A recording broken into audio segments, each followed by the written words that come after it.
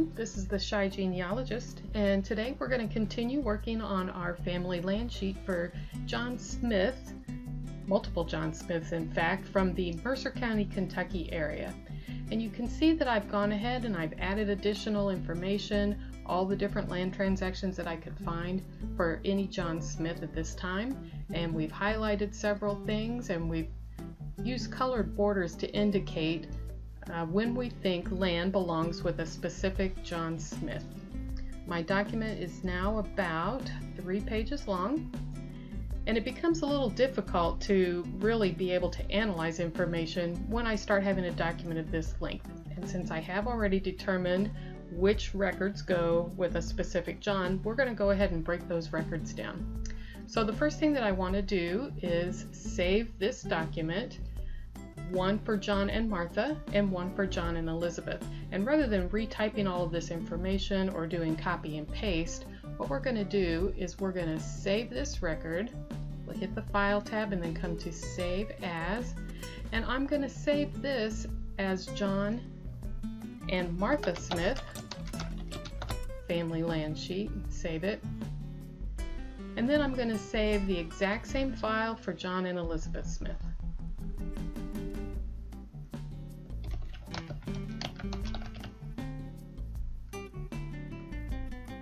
So now we have 3 identical records, and for now anyway, I'm not going to delete the file that has all of the information in it, because you never know, I may need to change my mind later. I may want to go back and look at my thought process.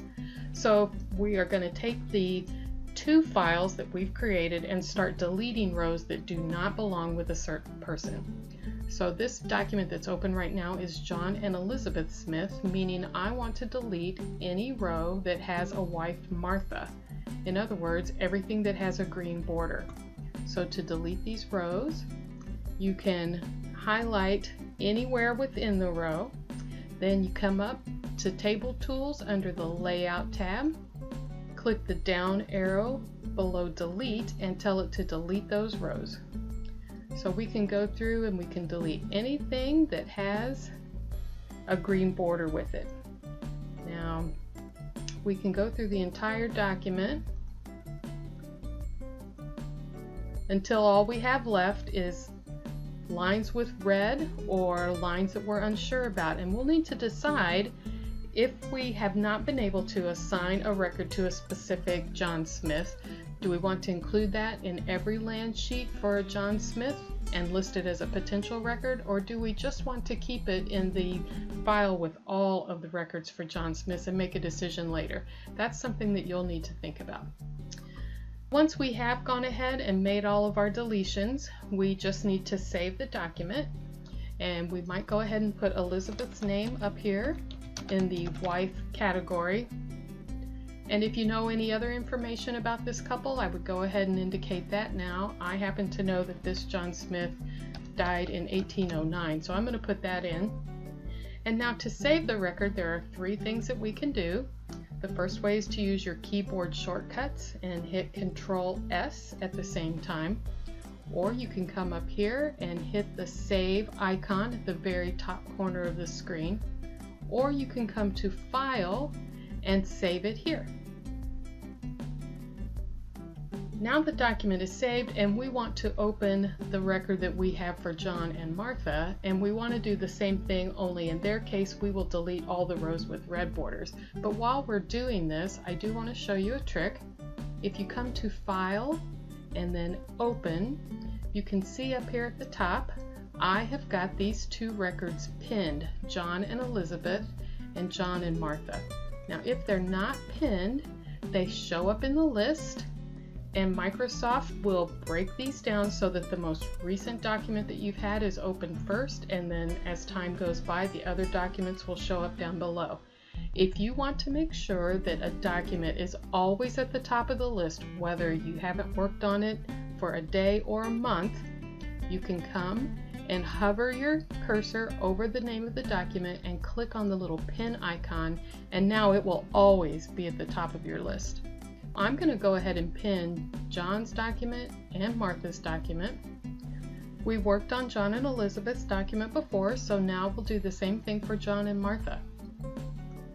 we're going to come through this document, and I will indicate at the top that this is Martha as a wife.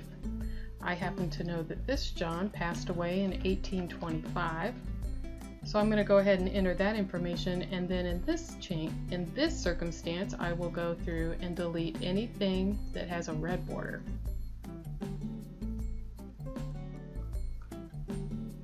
Now everything that remains should belong to the right person.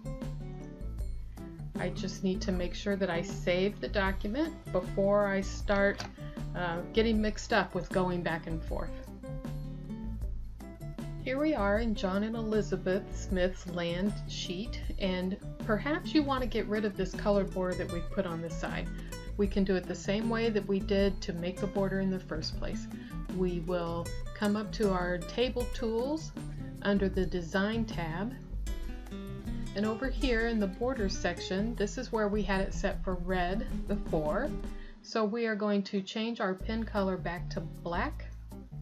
We're going to make this 1.5 points, and then I would click on the border painter, and as I click on each of these borders, they're going to change back to the original black border that we had before we went through and colorized them.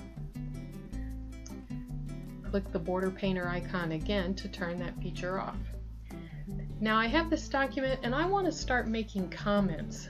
There are 3 ways to leave a comment. The first is under the Review tab, and if you click right here where it says New Comment, you will have a balloon over on the side and you can start typing your comment. To delete a comment, right click on it and tell it to delete the comment. Another way is to click where you intend to make your comment, right click, and the very last option in this list is Create a Comment. And again, I will delete that. And the final way is a 3-button keyboard shortcut. You will hold down the Alt button and then you will type an R then a C, holding down the Alt button the entire time. Alt-R-C. And now a new comment is ready to go. So whichever way you think is fastest for you, we're going to go through, we're going to start making some comments, some questions, a to-do list. Why no amount listed? Over here, I'm going to say, why no wife if he's selling the land?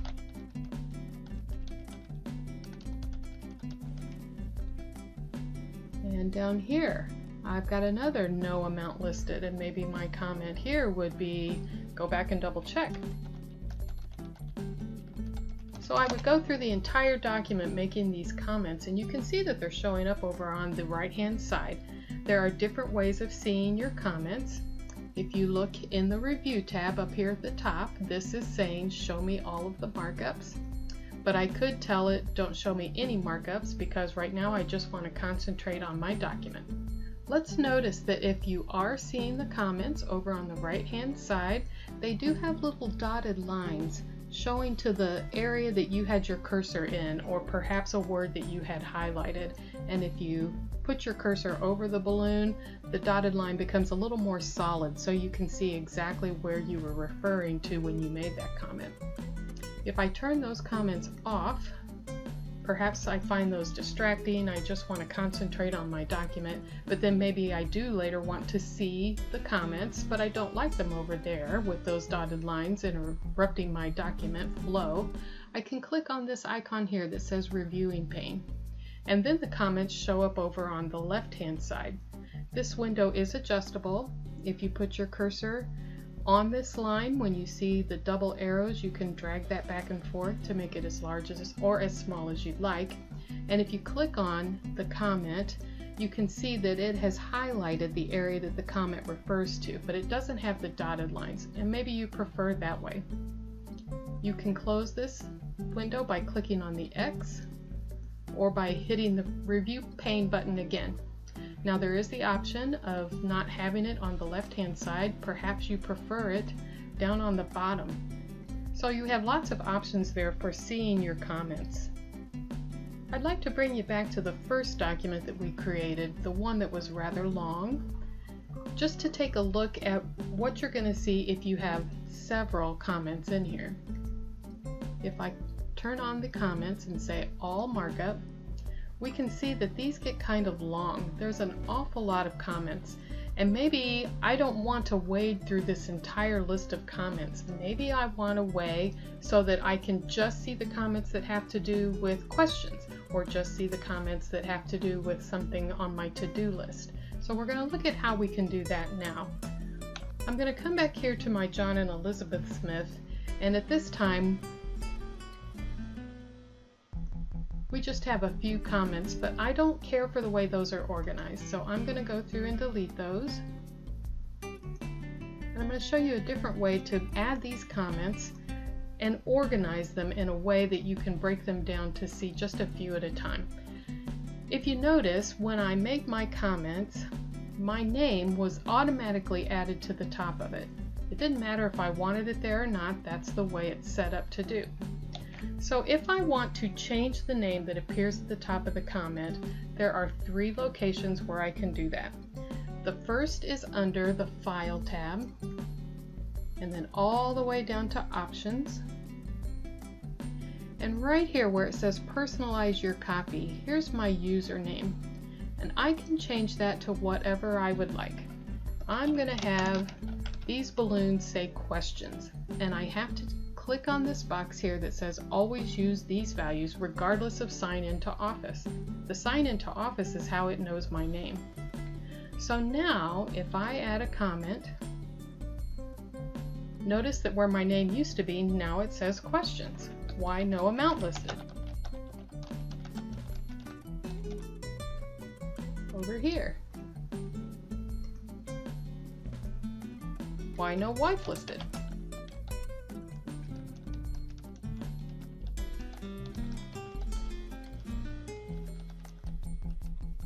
So I could go through the entire document thinking of questions that I want to do a little more research on.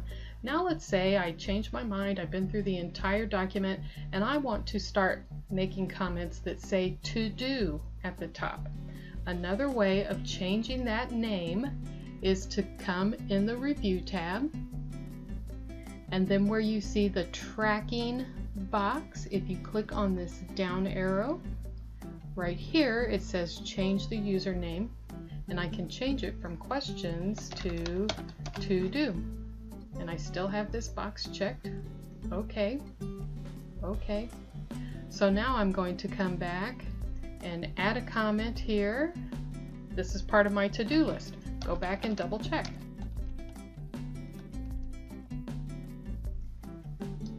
Now there is one more way to add comments under a different name.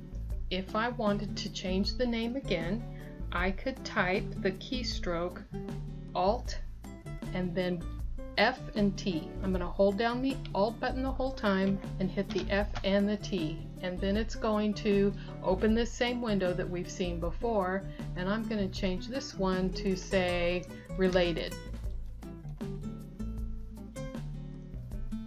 And now I could add a comment anytime that I see someone that I know is related, and maybe I could say Ambrose is John's son-in-law.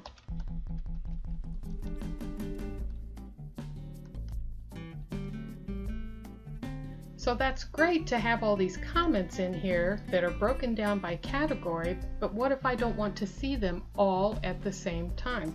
What if I just want to see the balloons that say questions, and then later the balloons that say related, and then later the balloons that say to do?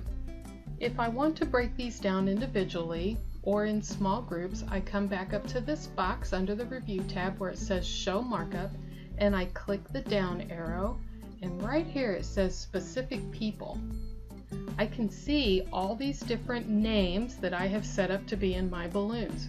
So if I just want to see the boxes that are from related, I would add that check mark next to that.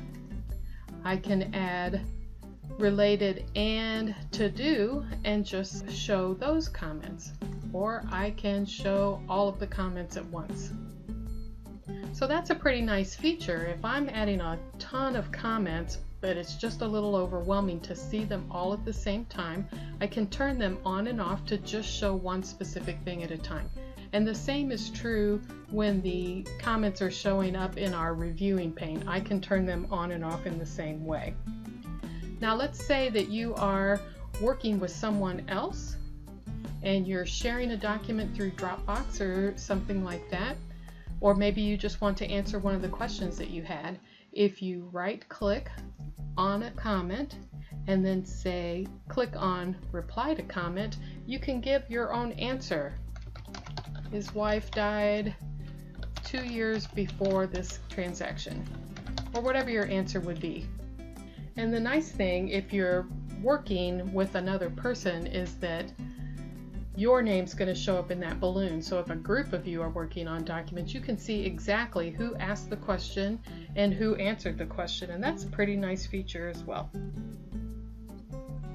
If you have answered a question and you want to remove the question without removing the balloon, you can right-click and come down and say mark this comment as done, and then you can see that the balloon kind of grays out. It's not as visible as the others. So this is a good way of marking things off of your to-do list. Now there are times when I would like to keep track of different pieces of information, but I don't necessarily want to mess with those comment balloons. I don't want to open and close the comments window and the reviewing pane. So instead, we are going to add some endnotes. And endnotes are traditionally used for citations, but we're going to get into different ways of doing citations in another video. So I just want to show you how you can add an endnote and how that helps you in your research and in your analyzing your document. Let's say I want to add an endnote after Ambrose Barlow's name. I'm going to come to the References tab, and I'm going to ask it to insert an endnote. And I want to indicate that Ambrose was John's son-in-law.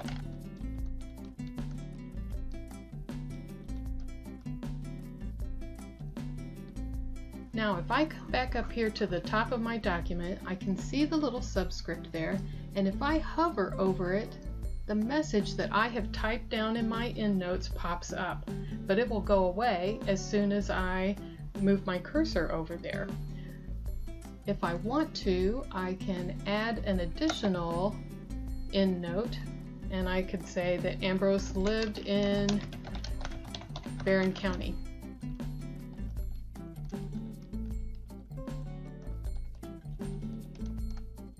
Now I have two different superscripts up here at the top, two different indications that I have endnotes, and if I hover over each one I get a different message without it taking up a lot of my screen. Just a quick little reminder, I can put anything down in there that I want. Now I do notice that these are both I's, both Roman numerals, and what if I want to change that format? I'm going to come up again under the References tab to the Footnotes section, and I'm going to click this little down arrow, which will open up a new menu. And here where it says Format, I can change that format from Roman numerals to regular numbers. It makes them a little bit easier to tell apart when we're looking through our document because they're just so tiny. Now if I click the word apply, it's going to change where it was Roman numeral 1 and 2 to regular numbers 1 and 2. I really like the option of being able to see some little notes, some little reminders as I go through without having to have all my balloons over on the side and open specific balloons for specific pieces of information. So these are just a few different ways of helping you keep track of your notes, have a to-do list, keep track of who's related, and just anything that you can think of that might be helpful in your research, you can easily include by using comments and using endnotes. I hope you found this helpful, and I thank you for watching today.